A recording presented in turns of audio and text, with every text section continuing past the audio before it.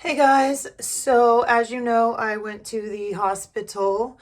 Freddie was hit by a car on 4-6, and I couldn't sleep at all that night. Every time I closed my eyes, I just saw him rolling under that car and that surprised look on his face before he landed in the middle of the street dead. And Saturday night, well, this was Thursday night, and then Friday night, I slept a little bit, maybe 6 hours, and then Saturday night I slept maybe 4 hours, and then I was completely hypomanic by Sunday afternoon. I didn't know that I was hypomanic. I didn't realize that I was hypomanic. I just thought I was feeling extra creative, and but my husband did notice, and so later that night I was starting like a backup plan, like, pack some bags in case I have to go to the hospital. But then in the process of packing my bags, I thought I really need to go now. So I went to the hospital, went to Westwood, which is where I wanted to go because they have really nice rooms where you have your own room, your own bathroom, and there's plenty of staff to attend to you. It's a teaching hospital, so they really try to learn from what you're going through, but they didn't have a bed. So they held me on 72-hour mandatory hold because I had told them about my history with bipolar disorder. And so they transfer me to another hospital, which is a complete shit show. There are 5 people to a room, and they come and check on you every 15 minutes to make sure that you're okay. So every 15 minutes, somebody would come and open the door, and the doors were crazy loud.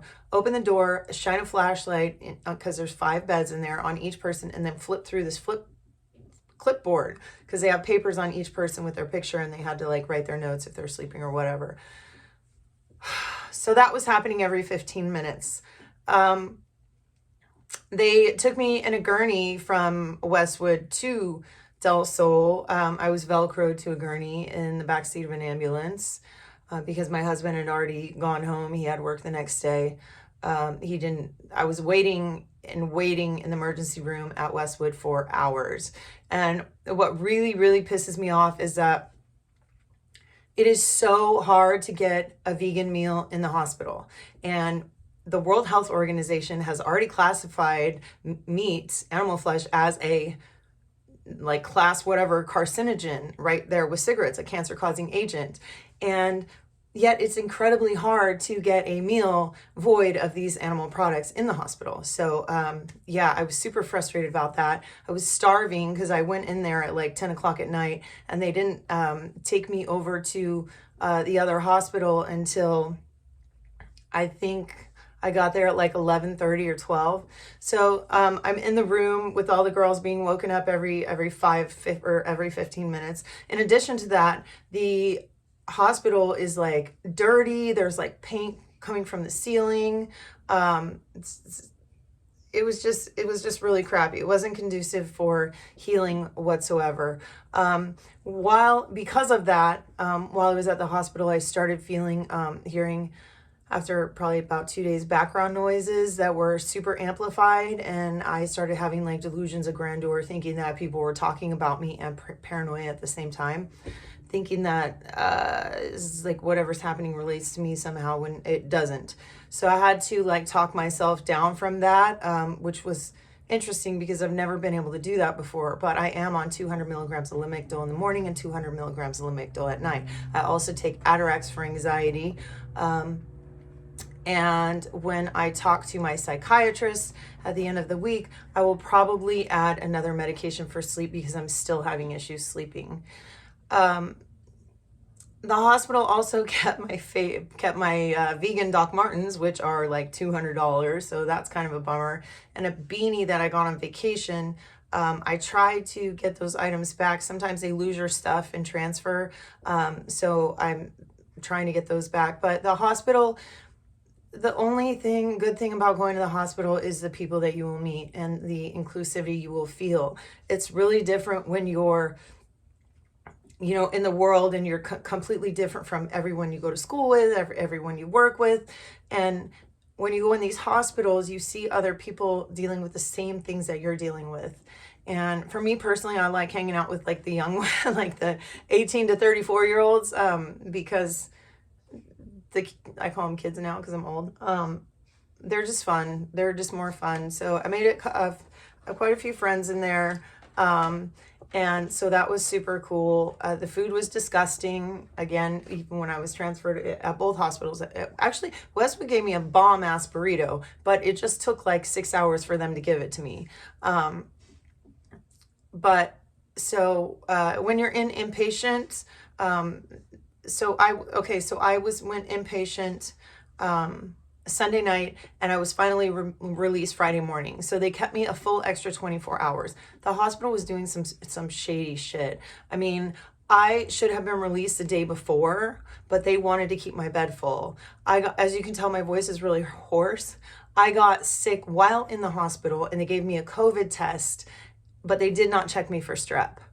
And so when I got out of the hospital, I had to go straight to urgent care and get a Z-Pack. I don't have strep throat. Luckily, I didn't have COVID, but I did have some kind of bacterial thing going on to where I completely lost my voice, which drove me in, like, it's just like, oh my God, you guys, like, my outlets are playing music and singing and yoga, and I didn't have any of that. So I did a lot of writing.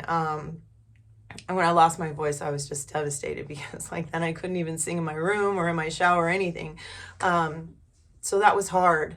When I was in the room trying to sleep, like at least every single night, somebody would wake up and realize they're in the hospital because you black out, and they would become angry and want to leave. So they were so short-staffed at this hospital, and like literally every night somebody's in the hallway screaming. And one night this girl was so angry that she was like, I need to leave. So she attacked one of the nurses.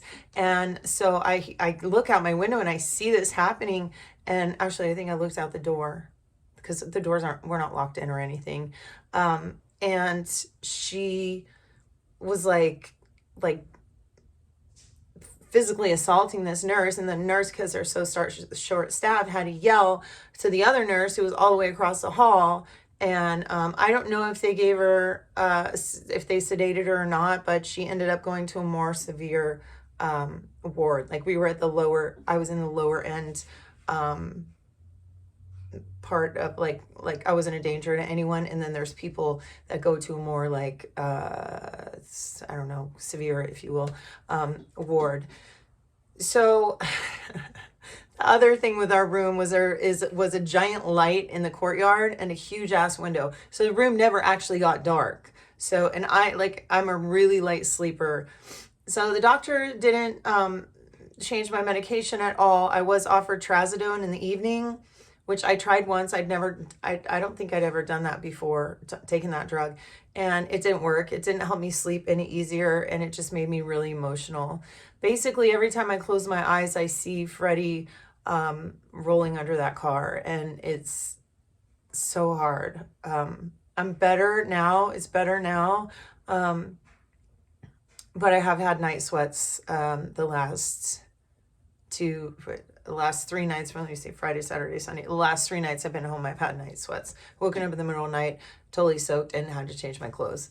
Last night I remember my nightmares slightly, but all the nightmares are always me in psychosis. I'm always in mania. I'm always in psychosis. I'm always somewhere where I can't get what I need, like food or clothes or whatever. I'm always scared to death because it literally is the most terrifying place on the earth, being in psychosis.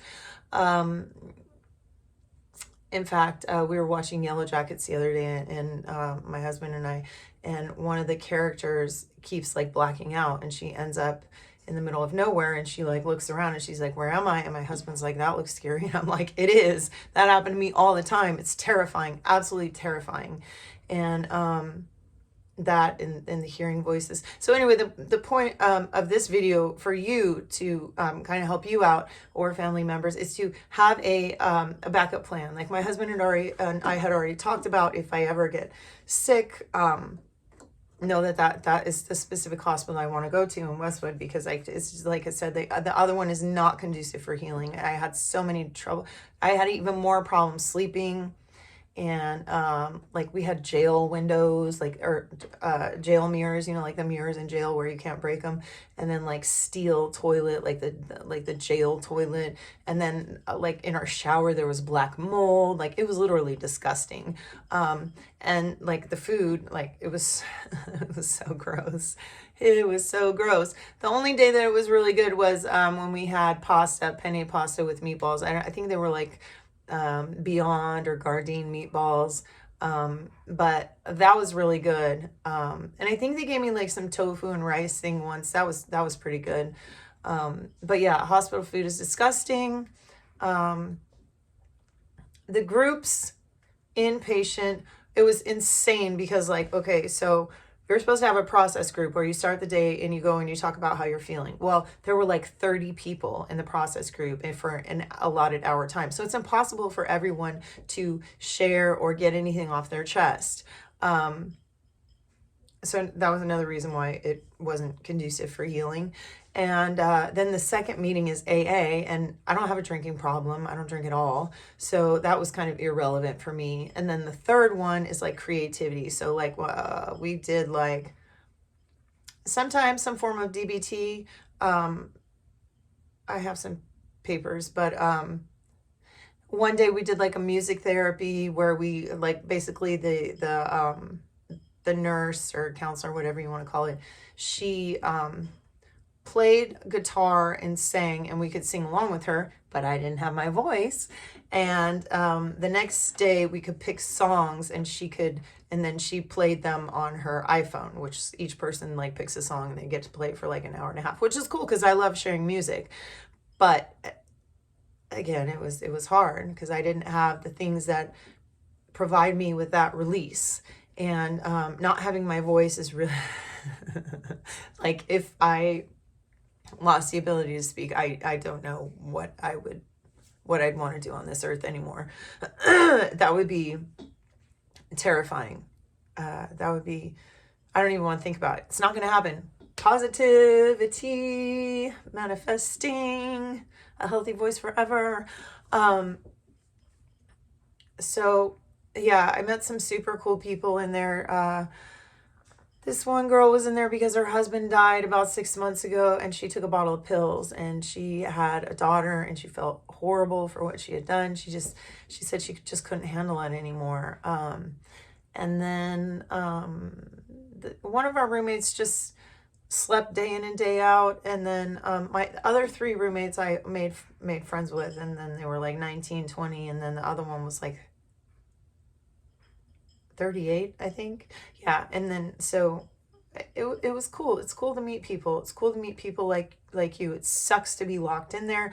I was really abusive to my husband on the phone because I was angry because I was at a hospital that I did not want to be at, and I felt like my husband wasn't advocating for me enough.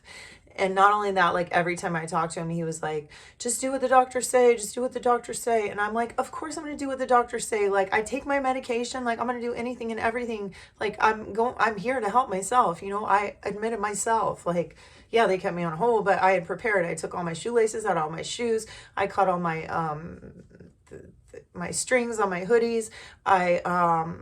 I made sure I didn't wear any bras with wires in them, because sometimes they don't let you wear those either, although they didn't take that away from me, because I had one that had an underwire.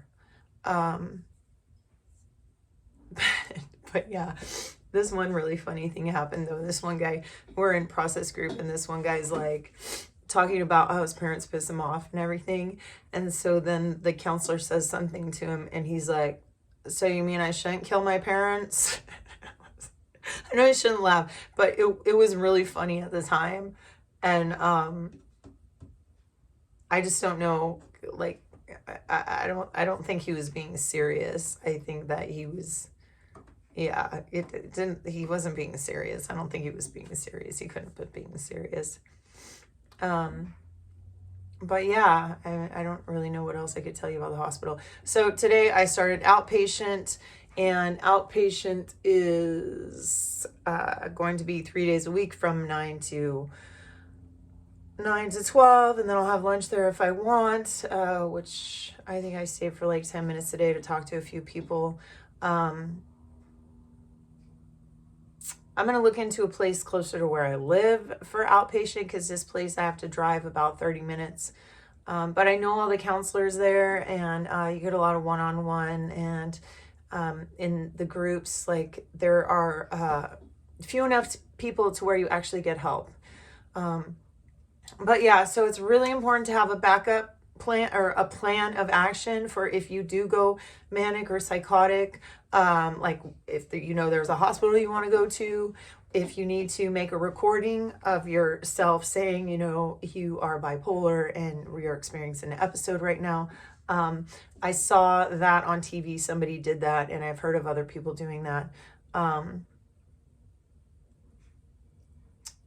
I'm pretty proud of myself that I went before it got bad. Excuse me, I keep burping. I wasn't diagnosed until 6 years ago. So like, it's up to me now. I'm on the medication. Like, I have my diagnosis. Like, it's just like, it can happen so fast, like the trauma with Freddy, like within 3 days, I'm hypomanic. And if I hadn't addressed that within another day, I would have been in full-blown psychosis. So yeah, it's like I always say, life-threatening and very, very dangerous. I've been having a lot of pain because I got sick and I was coughing in my sternum because, as you know, I was run over by a car in my last episode, and I broke 7 ribs. So it's even hard for me to wear a bra because like it hurts like underneath. Yeah,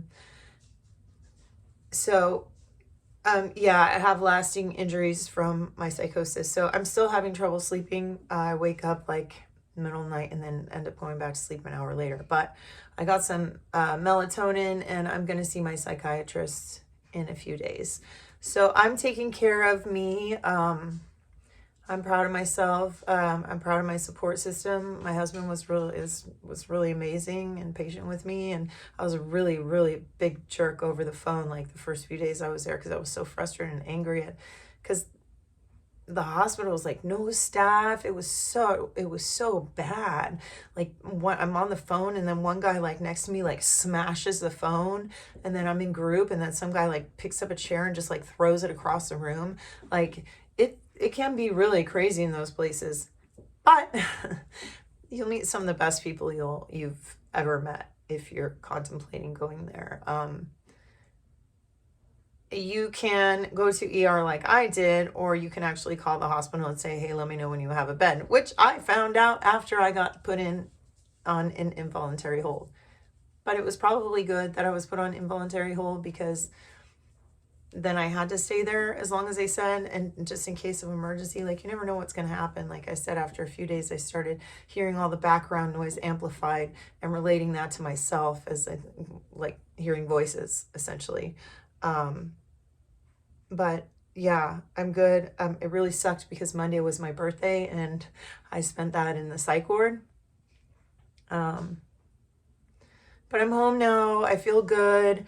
The outpatient program I'm going to, I started today. It was fine. I'm happy to be back to life. If you guys have any questions or comments, or you can relate or anything like that, please leave them below. Thank you for watching. Thank you for all your support. If you're not subscribed, please subscribe and take your meds and have a great day. Okay. Bye guys.